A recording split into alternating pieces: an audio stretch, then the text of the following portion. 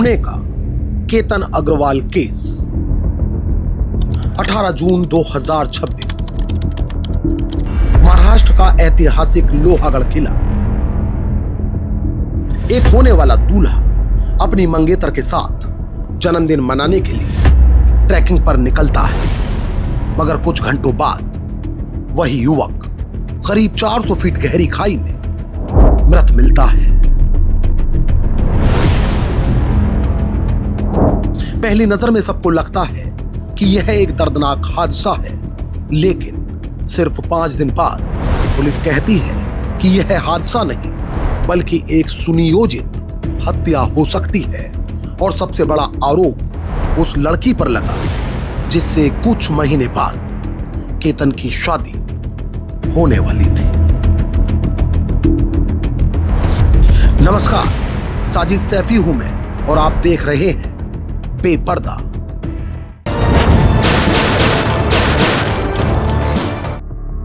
आज की कहानी सिर्फ एक हत्या की कहानी नहीं, यह भरोसे, रिश्तों और पुलिस जांच की उस परत की कहानी है जिसने एक कथित दुर्घटना को देश के सबसे चर्चित मामलों में बदल दिया।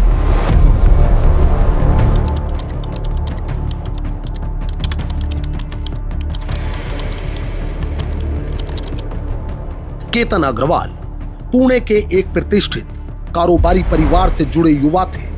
परिवार का रियल एस्टेट कारोबार था और केतन भी उसी व्यवसाय से जुड़े थे। कुछ महीने पहले उनकी सगाई सिया गोयल से हुई थी।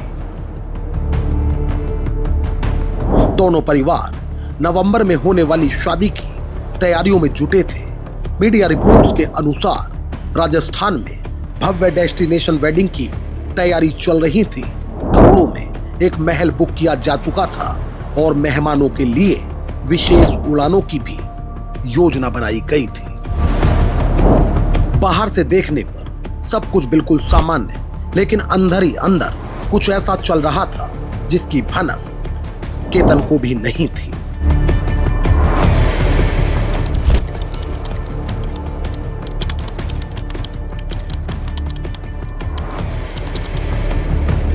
अठारह जून केतन का जन्मदिन आने वाला था। सिया ने केतन को लोहागढ़ चलने के लिए तैयार किया। जांच में यह भी सामने आया कि इससे पहले भी दोनों कई बार उसी किले पर जा चुके थे। शायद इसलिए पुलिस पहले की यात्राओं की भी जांच कर रही है। उस दिन दोनों सुबह निकले, लोहागढ़ पहुंचे, ट्रैकिंग शुरू हुई। कुछ समय बाद केतन के परिवार को एक फोन कॉल आती है। फोन पर सिया थी। वह बताती है कि फोटो खिंचवाते समय केतन का संतुलन बिगड़ा और वह गहरी खाई में जा गिरा। रेस्क्यू टीम पहुंचती है। करीब 3 घंटे अभियान के बाद केतन का शव बाहर निकाला जाता है। शुरुआत में पुलिस ने मामले को दुर्घटना मानकर कार्रवाई शुरू की, लेकिन यहीं से इस कहानी का सबसे महत्वपूर्ण मोड़ शुरू होता है।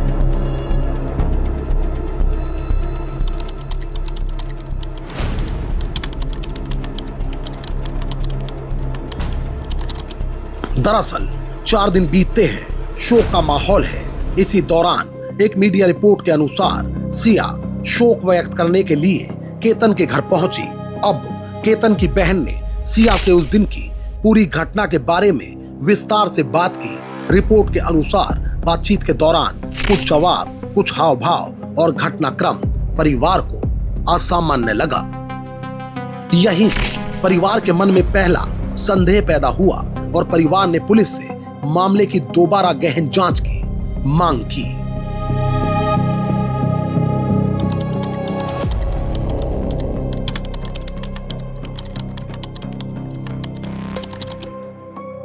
अब पुलिस ने सिर्फ बयान नहीं देखे, तकनीकी साक्ष्य भी जुटाने शुरू किए।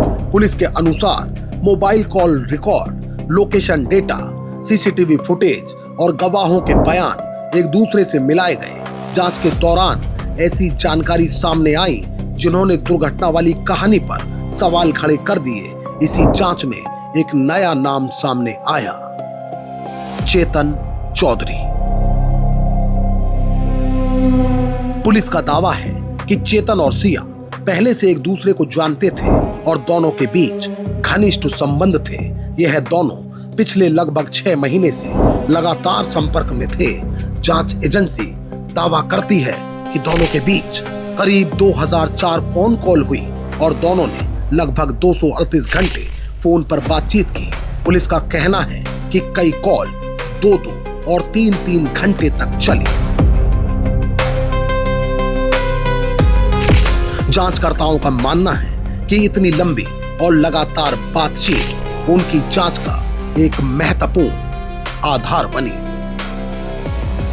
लेकिन याद रखिए, यह पुलिस का दावा है और अदालत में इन इलेक्ट्रॉनिक साक्ष्यों की वैधानिक जांच अभी बाकी है।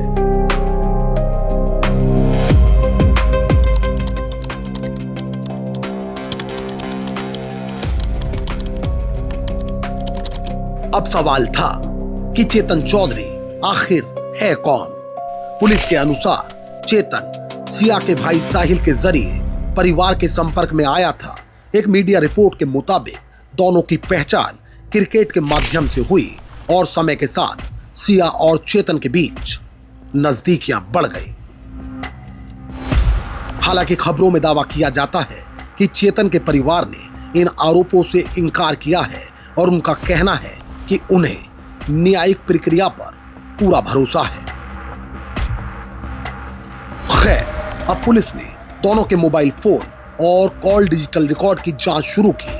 पुलिस का दावा है कि बरामद चैट्स और पूछताछ के दौरान दिए गए बयानों में कथित विरोधाभास मिले। कुछ मीडिया रिपोर्टों में दावा यह भी किया गया कि जांचकर्ताओं का मानना है कि बरामद चैट पूछताछ के दौरान दिए गए कुछ दावों से मेल नहीं खाती। यहीं से जांच और गहरी होती चली गई।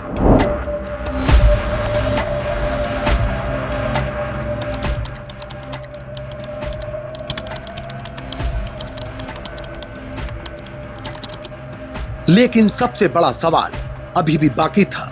अगर यह सचमुच एक साजिश थी तो क्या यह फैसला अचानक लिया गया था या इसकी तैयारी कई हफ्तों या शायद कई महीनों से चल रही थी।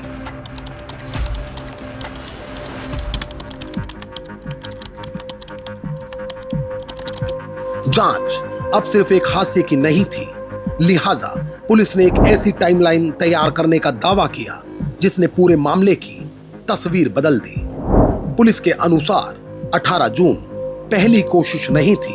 जांचकर्ताओं का दावा है कि इससे पहले भी लोहागढ़ किले पर केतन की जान लेने की कथित कोशिशें की गई थी।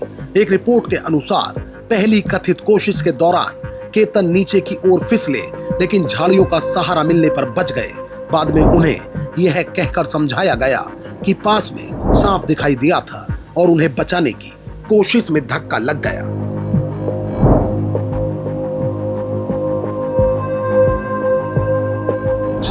अठारह जून को जब केतन और सिया लोहागढ़ के किले पर थे, तब किले के आसपास लगे कैमरों में एक युवक की तस्वीर भी कैद हुई। यह युवक हुडी पहनकर केतन और सिया के आसपास दिखाई देता है। जून माह में हुडी पहनना सामान्य बात नहीं थी, जबकि जांच एजेंसी उस व्यक्ति की पहचान चेतन चौधरी के रूप में करने का दावा करती है।